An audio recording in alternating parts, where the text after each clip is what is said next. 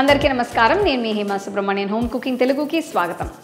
బ్రెడ్తో ఇదివరకు నేను చాలా రెసిపీస్ చేసి చూపించాను. కొన్ని లింక్స్ డిస్క్రిప్షన్లో ఇస్తాను, అది మీరు చూసి ట్రై చేయండి. ఈరోజు ఒక కొత్త రకమైన స్టార్టర్ రెసిపీ చూపించిపోతున్నాను. ఇది చిల్లీ బ్రెడ్. వినడానికి చాలా కొత్తగా ఉంది కదా, ఇంకెందుకంటే ఆలస్యం, రండి ఎలా చేయాలో చూద్దాం. నేను ఈ రెసిపీ కోసం 5 బ్రెడ్ స్లైసెస్ని తీసుకుంటున్నాను. ఇది వైట్ శాండ్విచ్ బ్రెడ్. మీకు కావాలంటే దీనికి బదులు బ్రౌన్ బ్రెడ్ కూడా మీరు వాడుకోవచ్చు.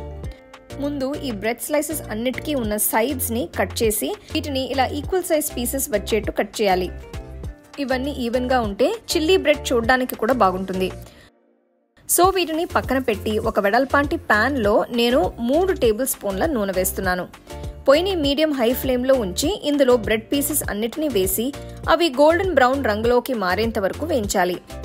చూస్తున్నారు కదా, బ్రెడ్ ముక్కలు అన్నీ ఇలా వేగిన తర్వాత నేను పొయ్యి కట్టేసి వీటిని పక్కన పెడుతున్నాను. ఇప్పుడు ఒక చిల్లీ పేస్ట్ కోసం 15 కాశ్మీరీ ఎండుమిరపకాయల్ని పావు గంట సేపు వేడి నీళ్లలో నానబెట్టి ఉంచాలి. ఇవి బాగా సాఫ్ట్గా అయిన తర్వాత కాస్త చల్లారించి నీళ్లు వెంపేసి ఒక మిక్సర్ జార్లోకి వేసి మెత్తగా అయ్యేట్టు రుబ్బాలి. ఇలా తయారైన చిల్లీ పేస్ట్ని నేను పక్కన పెడుతున్నాను. ఇప్పుడు చిల్లీ బ్రెడ్ చేయడం కోసం నేను ఒక వెడల్పాంటి ప్యాన్ని వేడి చేసి అందులో 3 టీ స్పూన్ల నూనె వేస్తున్నాను. నెక్స్ట్ ఇందులో 1 టేబుల్ స్పూన్ అంత తరిగిన వెల్లుల్లి, 1 టేబుల్ స్పూన్ అంత తరిగిన అల్లం, చిన్నగా తరిగిన 2 పచ్చిమిరపకాయలు వేసి వేయించాలి.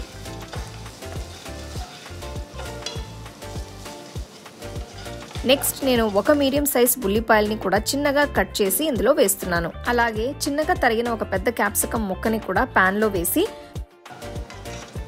బాగా కలిపి ఒక 5 నిమిషాల పాటు వేయించాలి. 5 నిమిషాల తర్వాత ఇందులో పావు టీ స్పూన్ ఉప్పు, 1/2 టీ స్పూన్ మిరియాల పొడి వేసి అంత బాగా కలపాలి. ఈ రెండిటిని కూడా మీరు మీ టేస్ట్కి తగ్గట్టు అడ్జస్ట్ చేసుకోవచ్చు. సో ఇప్పుడు పొయ్యిని లో ఫ్లేమ్లో ఉంచి 1 టీ స్పూన్ వినిగర్, 2 టీ స్పూన్ల సోయా సాస్, 1 టేబుల్ స్పూన్ అంత రుబ్బిన ఎండుమిరపకాయ పేస్ట్ వేసి మొత్తం ఒక్కసారి మిక్స్ చేయాలి. లో ఫ్లేమ్లో ఉంచి వేయిస్తేనే ఇవి మాడిపోకుండా చక్కగా కుక్ అవుతాయి. నెక్స్ట్ నేను 2 టేబుల్ స్పూన్ల టొమాటో కెచప్ కూడా వేసి కలుపుతున్నాను. ఇదంతా చక్కగా కుక్ అవుతుంది కాబట్టి పొయ్యిని మీడియం ఫ్లేమ్లో పెట్టి 1 టేబుల్ స్పూన్ అంత తరిగిన ఉల్లికాడ గడ్డలు వేస్తున్నాను. తినేటప్పుడు ఇవి క్రంచీగా చాలా బాగుంటాయి. సో ఈ పాయింట్లో నేను ఇందులో 1/2 కప్పు నీళ్లు పోసి మిక్స్ చేస్తున్నాను. ఒక చిన్న బౌల్లో కార్న్ఫ్లవర్ మిశ్రమం కోసం 1.5 టీ స్పూన్ల కార్న్ఫ్లవర్ వేసి పావు కప్పు నీళ్లు పోసి బాగా మిక్స్ చేయాలి. ఈ మిశ్రమాన్ని ప్యాన్లో వేసి కలపాలి. ఇదంతా బాగా దగ్గర పడిన తర్వాత ముందుగా వేయించి పెట్టుకున్న బ్రెడ్ ముక్కల్ని వేసి కలపాలి. ఈ మసాలా మొత్తం బ్రెడ్ ముక్కలకి బాగా కోట్ అయ్యేట్టు మిక్స్ చేయాలి. వావ్, చిల్లీ బ్రెడ్ చూడడానికి ఎంత కలర్ఫుల్గా టెంప్టింగ్గా ఉందో కదా. ఇది స్టార్టర్ లానే కాదు, ఈవినింగ్ స్నాక్స్ లాగా కూడా తినొచ్చు. సో చివరిగా ఇందులో తరిగిన ఉల్లికాడలు, తరిగిన కొత్తిమీర వేసి అంత బాగా కలపాలి. అంతే, స్పైసీగా యమ్మీగా ఉండే చిల్లీ బ్రెడ్ తయారైనట్టే. బ్రెడ్ చాలా త్వరగా మెత్తపడుతుంది కాబట్టి దీన్ని వేడివేడిగా తయారు చేసిన వెంటనే సర్వ్ చేసుకుంటే చాలా బాగుంటుంది. పిల్లలు కూడా ఇలాంటి వెరైటీ రెసిపీస్ని చాలా ఇష్టంగా తింటారు.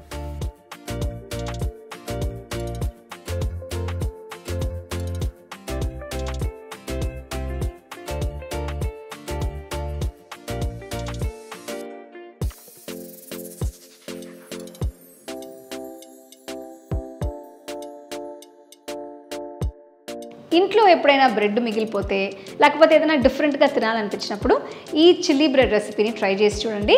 దీంట్లో నార్మల్గానే కొంచెం స్పైస్ లెవెల్స్ ఎక్కువగానే ఉంటాయి, అందుకనే మీకు నచ్చినట్టు మీరు కారాన్ని అడ్జస్ట్ చేసుకోవచ్చు. తప్పకుండా ఈ రెసిపీని మీరు ట్రై చేసి ఎలా ఉందో నాకు చెప్పండి. The second edition of our home cooking book is now available on our website 21frames.in. I'll give you the link in the description. You can go and check it out. The book is currently available only in India for now, so you can place your orders on 21frames.in.